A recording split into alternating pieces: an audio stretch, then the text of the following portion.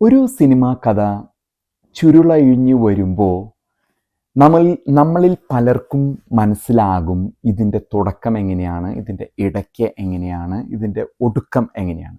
Beginning, middle and end. അതൊരു script writer ഇരുന്ന് എഴുതിയുണ്ടാക്കുന്നു. എന്നാൽ നമ്മൾ സിനിമ കണ്ടുകൊണ്ടിരിക്കുമ്പോൾ നമുക്ക് തന്നെ അറിയാം, ഇദ്ദേഹം ഉദ്ദേശിച്ചത് ഇങ്ങനെയായിരിക്കും, ഈ കഥ ഇങ്ങനെയായിരിക്കും മുന്നോട്ട് പോകുന്നേ എന്ന് നമുക്കൊരു ഭാവനയുണ്ടാകും. നമ്മുടെ രാഷ്ട്രീയ സാമുദായിക രംഗങ്ങളിലും ഇങ്ങനെയുള്ള ചില സംഭവ വികാസങ്ങൾ യാഥാർത്ഥ്യ ജീവിതത്തിൽ സംഭവിക്കുമ്പോഴും നമുക്ക് മനസ്സിലാക്കാൻ സാധിക്കും ഇതെങ്ങോട്ടാ പോകുന്നേ. പഴയ നിയമത്തിൽ ഇങ്ങനെ പറയുന്നുണ്ട്, കണ്ണുള്ളവൻ കാണട്ടെ, ചെവിയുള്ളവൻ കേൾക്കട്ടെ.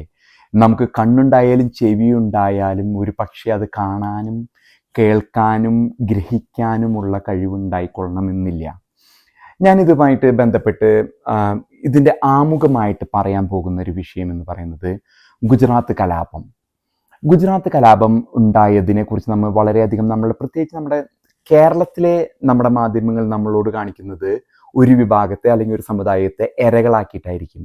എന്നാൽ മറ്റു വടക്കേ ഇന്ത്യയിൽ തന്നെ പോകണമെന്നില്ല, കേരളത്തിൽ തന്നെയോ അതോ വടക്കേ ഇന്ത്യയിൽ ഒരു ബഹുഭൂരിപക്ഷം കാണുന്നത് ഇരകളായിട്ടല്ല, വേറൊരു രീതിയിലാണ് അതിനെ കാണുന്നത്. കാരണം നമ്മുടെ ഉള്ളിലേക്ക് വെക്കുന്ന മാധ്യമങ്ങൾ നമ്മളെ യാഥാർത്ഥ്യ മുഖം കാണിക്കാത്തതാണ്.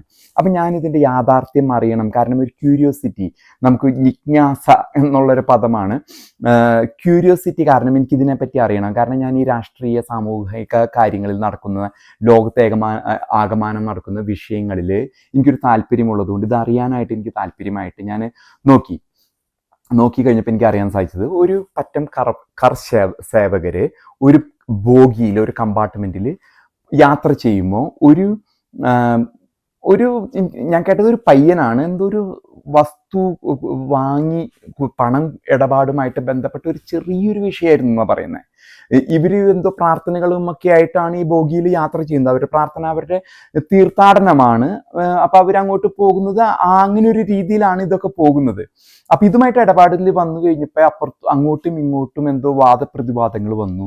എന്നാൽ ഈ പ്രദേശത്തുള്ള ഒരു പ്രത്യേക ന്യൂനപക്ഷം പെട്ടെന്ന് സംഘടിക്കും. നമുക്കറിയാം, മുസ്ലിം വിഭാഗത്തിലുള്ളവർ പെട്ടെന്ന് സംഘടിക്കും, പെട്ടെന്ന് വെല്ലുവിളികളാവും.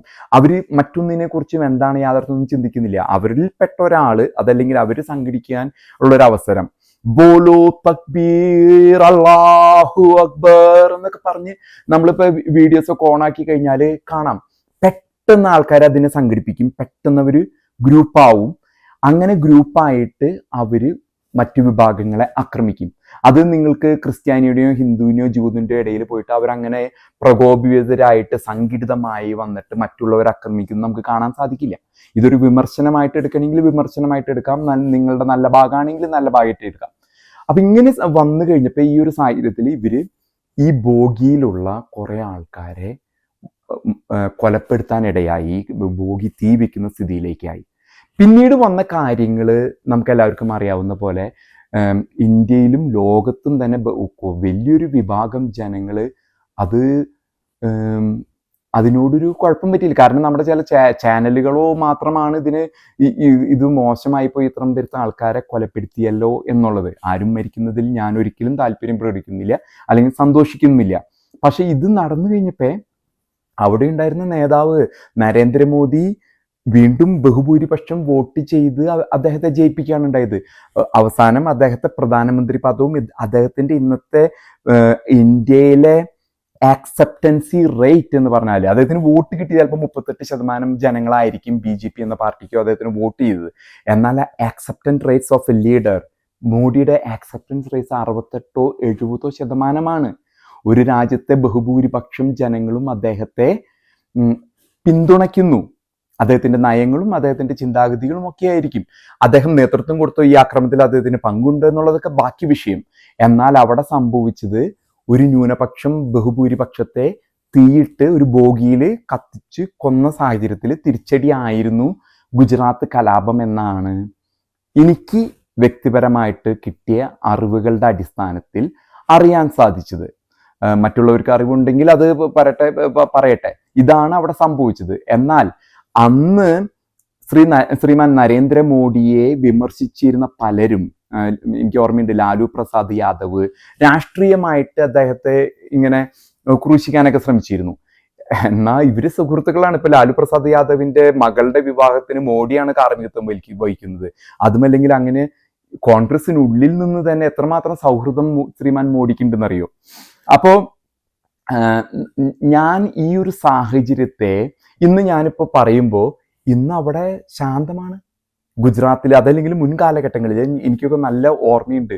കാരണം ഭയം കൊണ്ട് ജനങ്ങൾ മാറി നിന്നിരുന്നു. മുസ്ലിം സമുദായം സംഘടിക്കും, നമ്മളെ ആക്രമിക്കും, അതുകൊണ്ട് നമുക്ക് മാറി നിൽക്കാം. ഇന്ന് ഇവർക്കൊരു ഇപ്പുറത്തുനിന്ന് വലിയ വിഭാഗത്തിനൊരു നേതാവുണ്ട്. ഇവർ ശാന്തമായി. ഈ പറഞ്ഞ ബോലോ തക്ബീർ അള്ളാഹു അക്ബർ പറഞ്ഞവരൊക്കെ ഒന്നിനുമില്ല, വളരെ ശാന്തമായിട്ട് മറ്റു സമുദായങ്ങളുടെ കൂടെ തുല്യരായിട്ട് മുന്നോട്ട് പോകുന്നതാണ് ഇന്ന് ഗുജറാത്തിന്റെ സ്ഥിതി. അത് മുമ്പ് നടന്ന കലാപം നന്മയോ തിന്മയോ എന്നുള്ളത് വിധിക്കേണ്ടത് ഓരോരുത്തരുടെ വിധി പ്രകാരമായിരിക്കും. അതാണ് ഇന്ന് ഗുജറാത്തിൽ. ഇന്നിപ്പോൾ ഗുജറാത്തിൽ നമ്മളെ കേരളത്തിൽ കാണുന്ന ചില ചാനലുകൾ, പ്രത്യേകിച്ച് ഒരു മൗദൂദി ചാനലുണ്ട്, ഞാൻ പേരെടുത്ത് പറയുന്നില്ല. ഇവരൊക്കെ ചെന്ന് ഗുജറാത്തി ഭാഷയിൽ ഇപ്പൊ അവിടുത്തെ മുസ്ലിം ഗുജറാത്തികളോട് പറയാണ് നമുക്ക് വിശുദ്ധ യുദ്ധത്തിന് പോകണം, നമ്മൾ ഇരകളായി എന്നും കാണിക്കണം എന്നൊക്കെ പറഞ്ഞാൽ ഈ പറഞ്ഞ മൗദൂദി ചാനലുകാരെ ഗുജറാത്തി മുസ്ലിംസ് തല്ലി ഓടിക്കും. അവർ പറയും ഞങ്ങൾ അനുഭവിക്കാനുള്ളത് അനുഭവിച്ചു, ഞങ്ങൾക്ക് കിട്ടാനുള്ളത് കിട്ടി, ഞങ്ങളിപ്പോൾ സമാധാനത്തിലാണ് ജീവിക്കുന്നത്, ഇനി നിന്റെ ജിഹാദും വിശുദ്ധ യുദ്ധവുമായിട്ട് നീ ഇങ്ങോട്ട് വന്നാൽ നിന്നെ ഞങ്ങൾ തല്ലും. അതാണ് ഇന്ന് ഗുജറാത്തിലെ സ്ഥിതി.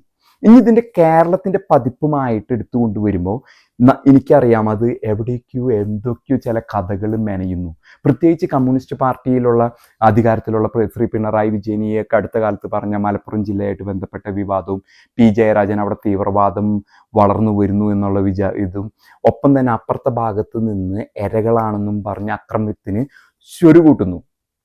അപ്പൊ ഞാൻ ആലോചിക്കാറുണ്ട് പലപ്പോഴും ഈ വടക്ക് ഭാഗത്ത് നടക്കുന്ന പല വെല്ലുവിളികളും അവരുടെ ജിഹാദ് വിളികളൊക്കെ കേട്ട് കഴിഞ്ഞാൽ ഞാൻ എന്താണ് കേരള ദ ലോ എൻഫോഴ്സ്മെന്റ് ആഭ്യന്തര വകുപ്പ് പിണറായി വിജയന്റെ കയ്യിലാണ്.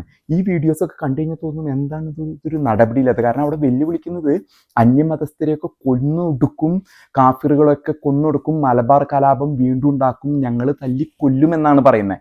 ഇതിനെ ശരിപ്പെടുത്തേണ്ട സമയം ഇപ്പോഴാണ്. കേരള ലോ എൻഫോഴ്സ്മെന്റ് കയ്യിലുള്ള ശ്രീ പിണറായി വിജയന് കേസുകൾ എടുത്തോ അതല്ലെങ്കിൽ ഇങ്ങനെയുള്ള ജാഥകൾ സംഘടിപ്പിക്കുന്ന നേതാക്കന്മാരെ പിടിച്ചോ ഒക്കെ ചെയ്യേണ്ടത് ഈ അവസരത്തിലാണ്. നമ്മൾ കണ്ടു PFIനെ നിരോധിക്കുന്നത് കേന്ദ്ര സർക്കാർ ഇവിടുന്ന് കുറെ ആൾക്കാരെ തീവ്രവാദികളെ പിടിച്ചുകൊണ്ടു പോകുന്നതും അതിനാസ്പദമായിട്ടുള്ള ചില അരിയും മലരും കുന്തിരിക്കും വിവാദങ്ങളൊക്കെ നമുക്കറിയാം. അത് മുളയിലെ നുള്ളിയാല് ഗുജറാത്ത് പോലെയുള്ള സംഭവങ്ങൾ കേരളത്തിൽ നടക്കാതെ നമുക്ക് ചെയ്യാൻ സാധിക്കും. ഇത് കേരളം ഒന്നും മിണ്ടുന്നില്ല. അപ്പൊ കേരളം എന്തോ പദ്ധതി ആസൂത്രണം. ഞാനിപ്പോൾ മുൻകൂട്ടി പറയുന്നത് അവിടേക്ക് നമ്മൾ എത്തിക്കൊണ്ടിരിക്കുന്നത് കൊണ്ട് എന്തുകൊണ്ട് കേരള ആഭ്യന്തര വകുപ്പ് ഇതിനെതിരെയുള്ള ഇങ്ങനെയുള്ള ആഹ്വാനം നടക്കുന്ന നേതാക്കന്മാരെ പിടിച്ച് ഇപ്പോൾ ഉള്ളിലിട്ട് ചിട്ടയിൽ വരുത്തുന്നില്ല. സംഭവിച്ചു കഴിഞ്ഞിട്ട് നിങ്ങൾ എല്ലാവരും കരയുന്ന എനിക്കറിയാം. ഗുജറാത്തിലും കരഞ്ഞിരുന്നു, കോൺഗ്രസും കമ്മ്യൂണിസ്റ്റും എല്ലാവരും കരഞ്ഞിരുന്നു. അതിനു മുമ്പ് ചെയ്യേണ്ട കുറെ പ്രവൃത്തികൾ ഉണ്ട്. മുസ്ലിം സമുദായത്തിൽ തന്നെയുണ്ട്. നമുക്കറിയാം പലപ്പോഴും ഇപ്പം നമ്മളതിൻ്റെ അന്താരാഷ്ട്ര അടുത്ത് നടന്ന സംഭവ വികാസങ്ങളിലേക്ക് പോകുമ്പോൾ സിൻവാർ പോലെയുള്ള ഒരു വ്യക്തി 1200 ആൾക്കാരെ കൊല്ലുന്നു, തിരിച്ചു വന്ന് 46,000 ഇപ്പുറത്ത് ഇസ്രായേൽ കൊല്ലുന്നു. ഇതേ സംഭവ വികാസങ്ങളാണ് പലയിടത്തും നടക്കുന്നത്. ഇനിയിപ്പോൾ കേന്ദ്ര സർക്കാരിലേക്ക് വന്നാൽ കേന്ദ്ര സർക്കാരും ഇതിൽ കണ്ണടയ്ക്കുന്നുണ്ട്. കാരണം ഇവരൊക്കെ എന്തോ പാകപ്പെടുത്തി കൊണ്ടുവരുന്നതായിട്ട് കണ്ണുള്ളവന് കാണാം, ചെവിയുള്ളവന് കേൾക്കാം. കാരണം ഇവരോട് പറഞ്ഞു പിടിപ്പിച്ച്, ഞാൻ നേരത്തെ ഗുജറാത്തിൽ ഇപ്പൊ ഒരു മുസ്ലിമിനും ഒരു അക്രമത്തിനും പോകാനായിട്ട് ഒരു താല്പര്യമില്ല. തന്നെയല്ല 2014 ശേഷം ഇന്ത്യ ഒട്ടുക്കും ഒരു തീവ്രവാദ പ്രവർത്തനവും നമ്മൾ കേൾക്കുന്നില്ല. ആർക്കും ആക്രമിക്കണമെന്നോ ഇത്തരത്തിലുള്ള വെല്ലുവിളികളൊന്നും തന്നെ നമ്മൾ കേൾക്കുന്നില്ല. കാരണം കോൺഗ്രസിനെ അവര് ഇത്ര നാളും കൊണ്ടു നടന്ന് ഇത്തരത്തിലാക്കിയ ഒരു സംഭവം തന്നെയല്ല. പാകിസ്ഥാൻ പോലും ഇങ്ങോട്ട് ആക്രമിക്കാനായിട്ടുള്ളൊരു താല്പര്യം കാണിക്കുന്നില്ല. ഇതുമായിട്ട് വേറൊരു രീതിയിൽ നമ്മൾ ചിന്തിക്കുമ്പോൾ എവിടേക്കാണ് മുസ്ലിം സമുദായത്തിലെ ചെറുപ്പക്കാരോടാണ് ഞാൻ പറയുന്നത്. ഈ നിങ്ങളെ സംഘടിപ്പിച്ച് നിങ്ങളുടെ അറിവില്ലായ്മ, നിങ്ങളുടെ ഒരു ഇതിനെ കൊണ്ടുവന്ന് ചാടിക്കുന്നവരാണ്. ആരൊക്കെയാണ് ആഹ്വാനം കൊടുക്കുന്നതെന്ന് നിങ്ങളുടെ സമുദായത്തിൽ തന്നെ ചോദ്യം ചെയ്യപ്പെടേണ്ടത് വളരെ അത്യാവശ്യമാണ്. കാരണം കാര്യങ്ങൾ പോകുന്നത് അത്ര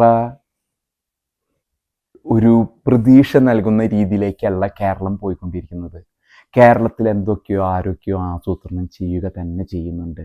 അത് ഇന്ന് അങ്ങനെ ഒരു ചെറിയൊരു ഒരസലുണ്ടായിക്കഴിഞ്ഞാൽ ആദ്യം ആയിട്ട് ആഹ്വാനം വരിക ഒരു കൊലാട്രൽ ഡാമേജ് ഉണ്ടാവും. ഭൂരിപക്ഷത്തിനോ ഹിന്ദുക്കൾക്കോ ക്രിസ്ത്യാനികൾക്കോ ഒക്കെ ഒരു കൊലാട്രൽ ഡാമേജ് എന്നോണം കുറച്ച് ഇങ്ങോട്ട് സംഭവിച്ചാൽ പിന്നെ വരുന്നത് കേരള ആഭ്യന്തരമന്ത്രി എന്ന നിലയിൽ ശ്രീമാൻ പിണറായി വിജയൻ കേന്ദ്രത്തിലേക്ക് ആവശ്യപ്പെടുക കേന്ദ്ര സേനയെ തന്നെയായിരിക്കും. അത് അവിടുന്ന് കേന്ദ്രത്തിൽ നിന്ന് 5 ബറ്റാലിയനോ യൂണിറ്റോ കൊടുക്കാമെന്ന് പറഞ്ഞാൽ പിണറായി വിജയൻ 10 ഇറക്കാൻ പറയും. അതാണ് ശ്രീമാൻ പിണറായി വിജയൻ. അത് മുൻകാലങ്ങളിൽ അദ്ദേഹത്തിന് വ്യക്തിപരമായിട്ട് അദ്ദേഹം രാഷ്ട്രീയമായിട്ട് വടക്ക് നിന്ന് കുറച്ച് മുസ്ലിം വോട്ടുകൾക്ക് വേണ്ടി ഇത്ര നാൾ കളിച്ചിരുന്നെങ്കിലും അദ്ദേഹത്തിൻ്റെ ഉള്ളിലെ പിണറായി വിജയൻ ആരാണെന്ന് മനസ്സിലാക്കിയാൽ മനസ്സിലാകും അദ്ദേഹം ഒരുതരം കളികളും ഇതിനു വേണ്ടി ഇനിയിപ്പോൾ അദ്ദേഹത്തിന് അതിനു വേണ്ടി നിൽക്കേണ്ട ആവശ്യകതയുമില്ല. അപ്പോൾ കേന്ദ്ര സേനയെ തന്നെ ഇറക്കി അങ്ങനെ ഒരു പ്രവൃത്തിയിലേക്ക് പോകേണ്ട സാഹചര്യം, കാരണം ഒരസൽ എപ്പോഴെങ്കിലും ഉണ്ടാവും. ഇന്നത്തെ സാഹചര്യത്തിൽ ഒരു ചെറിയ സാമുദായിക സ്പർദ്ധ എവിടെ വരെ കത്തി നിൽക്കുമെന്നുള്ളത് മനസ്സിലാക്കണമെങ്കിൽ നമുക്ക് പുറമേ നിന്ന് കാണുന്നവർക്ക് വ്യക്തമായിട്ട് കാണാം എവിടേക്കൊക്കെയോ കാര്യങ്ങൾ നീങ്ങിക്കൊണ്ടിരിക്കുകയാണ്. അത് എവിടെ വരെ എത്തി നിൽക്കുമെന്നുള്ളതിനെ കുറിച്ച് നമുക്കൊന്നും പ്രവചിക്കാൻ പറ്റില്ല. പക്ഷെ നാശനഷ്ടം ഒരു ഗുജറാത്ത് അനുഭവമായിരിക്കും കേരളത്തിൽ വരാൻ പോകുന്നത്. തന്നെയല്ല, അങ്ങനെ ഒരു സംഭവം ഉണ്ടായിക്കഴിഞ്ഞാൽ ആഗോള തലത്തിലൊന്നും ആരും ചോദിക്കാൻ പോകുന്നില്ല. കാരണം ഇവിടെ അങ്ങനെ ഒരു സാഹചര്യത്തിൽ വന്നു കഴിഞ്ഞാൽ ഇപ്പോൾ അടുത്ത 5 കൊല്ലത്തിനുള്ളിലാണെങ്കിൽ അമേരിക്കയിൽ ചിലപ്പോൾ ട്രംപ് ആയിരിക്കും ഇരിക്കാൻ പോകുന്നത്. തന്നെയല്ല ഇപ്പോൾ പുടിനോ സി ജിൻപിന്നോ ഇവരൊന്നും ഗൾഫ് രാജ്യങ്ങൾ പോലും അത് നന്നായി എന്ന് പറയുള്ളൂ. ഗൾഫിലുള്ള രാജ്യങ്ങളിലുള്ള വ്യക്തികൾ പോലും ഭരണാധികാരികൾ രാജാക്കന്മാർ പോലും അത് ഒരു അച്ചടക്കത്തിന് നല്ലതാണെന്ന് ചിലപ്പോൾ ഒരു പക്ഷെ പറയുന്ന സാഹചര്യമാണ്. നമ്മൾ ഇനി നോക്കേണ്ടത് ആരാണ് ഇതൊക്കെ കൊണ്ടു നടക്കുന്നത്, ആരാണ് എവിടേക്കാണ് എരയാണെന്നും പറഞ്ഞ് കൊണ്ടുപോകുന്നത്. പലരും ചിരിച്ചും കളിച്ചൊക്കെ ഇരുന്നാണ് പറയുന്നത് എരയാണെന്നും പറഞ്ഞ് സ്നേഹമെന്നും ഒക്കെ പറഞ്ഞ് ആകുന്നത്. പക്ഷേ അപകടകരമായൊരു സ്ഥിതിയിലേക്കാണ് കാര്യങ്ങൾ പോകുന്നതെന്ന് വ്യക്തമായിട്ട് കാണാം. കാരണം ഒരു പ്രശ്നമില്ല, നേരത്തെ ഞാൻ സൂചിപ്പിച്ച പോലെ ഒരു സാമുദായിക സ്പർദ്ധ ഉണ്ടാകാൻ നമ്മൾ പലപ്പോഴും കണ്ടിട്ടുണ്ട്. ഇപ്പം മാറാട് അല്ലെങ്കിൽ അങ്ങനെയുള്ളൊരു ചെറിയ ഒരസലിന് സാധ്യത വളരെയധികം നിലനിൽക്കുന്നുണ്ട്. തന്നെയല്ല, അത് ചെന്നെത്തിപ്പെടുക വലിയൊരു വിപത്തിലേക്കായിരിക്കും. ഞാനിത് മുൻകൂട്ടി പറയുന്നത് ഒന്നും കണക്കാക്കിയോ ഒന്നുമല്ല. ആ സാഹചര്യങ്ങളിൽ നിങ്ങൾ അകപ്പെടാതിരിക്കുക. വ്യക്തി നിങ്ങളുടെ കൂടെ ഇപ്പോൾ ചാനലുകളും രാഷ്ട്രീയക്കാരും സാമുദായിക നേതാക്കന്മാരൊക്കെ വലിയ വലിയ വർത്തമാനം പറയും. പക്ഷേ പോകുമ്പോൾ നിങ്ങൾ മാത്രമേ ഉണ്ടാവുള്ളൂ. അപ്പോൾ നിങ്ങളതിന് തയ്യാറായാൽ മാത്രമാണ് ഇങ്ങനെയുള്ള പ്രവൃത്തികൾക്കും ഇടപെടാകൂ എന്ന് ഒരു ചെറിയ ഒരു വാണിംഗ്, അതുമല്ലെങ്കിൽ നിങ്ങൾക്കൊരു ഉപദേശം, മാറാനുള്ള സമയത്ത് മാറണമെന്നുള്ള ഒരു ഉപദേശം മാത്രമാണ് ഞാൻ ഇതിലൂടെ നൽകാൻ ഉദ്ദേശിക്കുന്നത്.